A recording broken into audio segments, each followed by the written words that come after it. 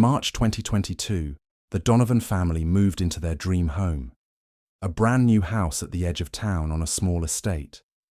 Luxury homes, freshly plastered white walls, and the latest cutting-edge technology. No creaks, no drafts, no history. There was Sarah Donovan, a primary school teacher, organized and practical. Mark Donovan, an IT consultant, curious, always tinkering.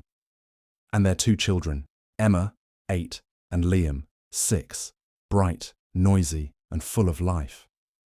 They thought they were starting an exciting new chapter of their lives. But something was waiting for them. The first few days were perfect. They unpacked, arranged furniture, met the neighbors. Emma and Liam raced through the empty rooms, playing hide and seek. At night, Sarah and Mark sat by the fire with a glass of wine, marveling at how lucky they were. But on the 5th night, it started. The couple were awoken in the early hours by Emma, who was complaining the music was keeping her awake. Not hearing anything, they followed her onto the landing and listened. It was faint, but they could just make it out. It sounded like a piano playing a soft, slow tune. They assumed it was a neighbor and made a mental note to find out which one and politely asked them not to play again at such a late hour. The following day, inquiries proved fruitless. None of their neighbors owned a piano or had been listening to music the night before. Mark was puzzled, but didn't think much more of it.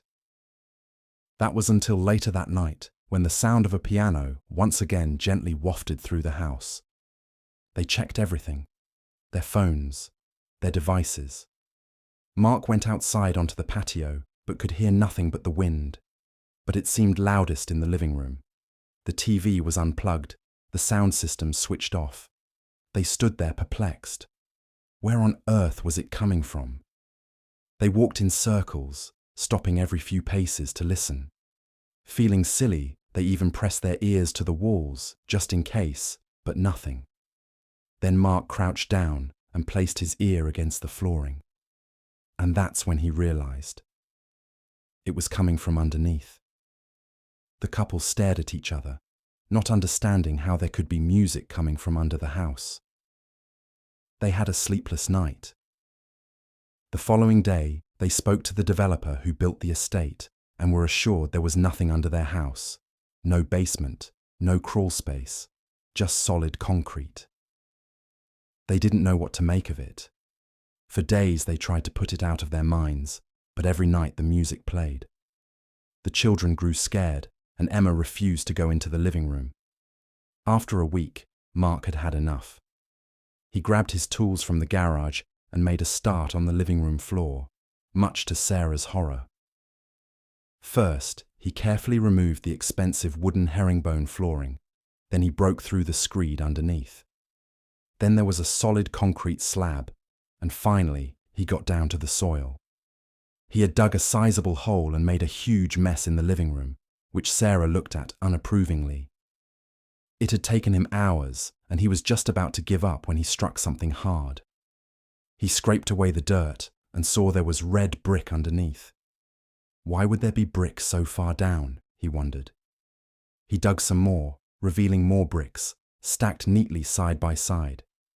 He knocked on one with the end of his tool and was shocked when it dropped from under him into a dark void below.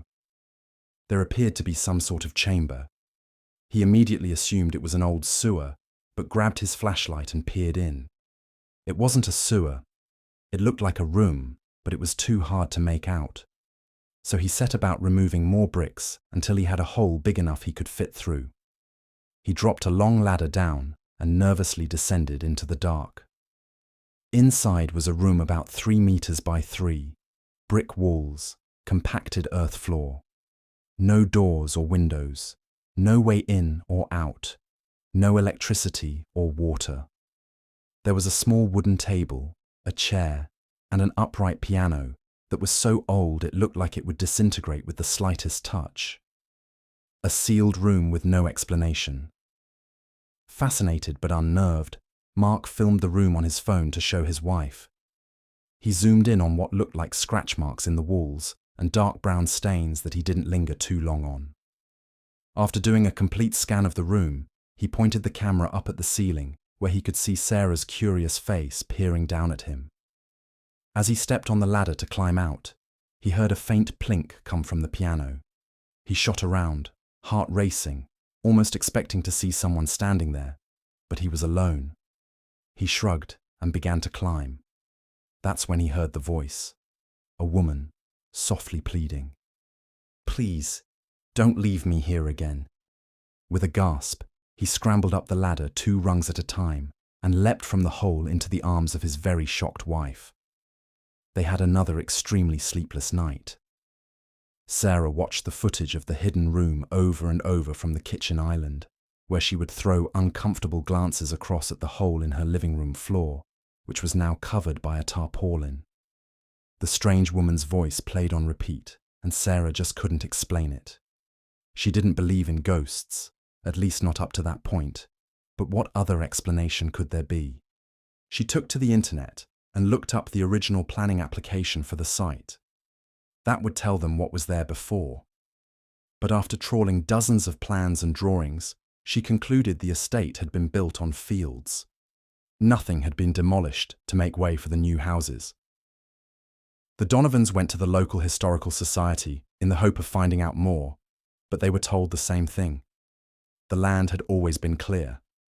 No house, no farm, no ruins, just fields. And yet, under their home, the chamber waited. Ancient brick, built by unknown hands. Sarah wanted to call someone in, an archaeologist to look at the room, or a psychic to contact whatever was in it.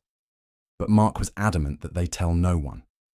He was concerned what would happen to the value of the property if word got out what they had discovered. It was a source of argument between the two, but Mark ultimately got his way. Sarah insisted he fill in the hole, which he did one Saturday morning.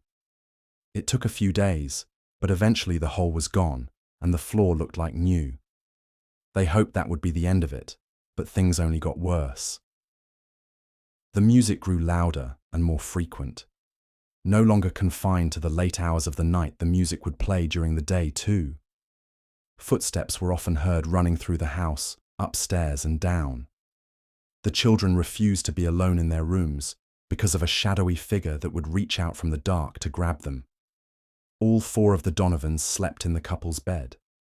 Mrs. Donovan eventually packed her bags and took the children to her parents. They couldn't bear to spend another second in the house. At first, Mark refused to go, not wanting to admit defeat and be run out of his own home. But after a couple of terrifying nights alone, surrounded by supernatural sounds and the feeling of hands stroking his hair and touching his body, he stepped through the front door, vowing never to step foot inside again. A couple of weeks later, a removal van parked itself on the driveway, and a team of removers packed up the entire contents of the house and took it away. All of them wondered where the piano music was coming from. Mark put the house on the market straight away, telling their estate agent that they'd had a sudden family emergency and had to leave the area immediately. He never mentioned the ghost hiding under the living room.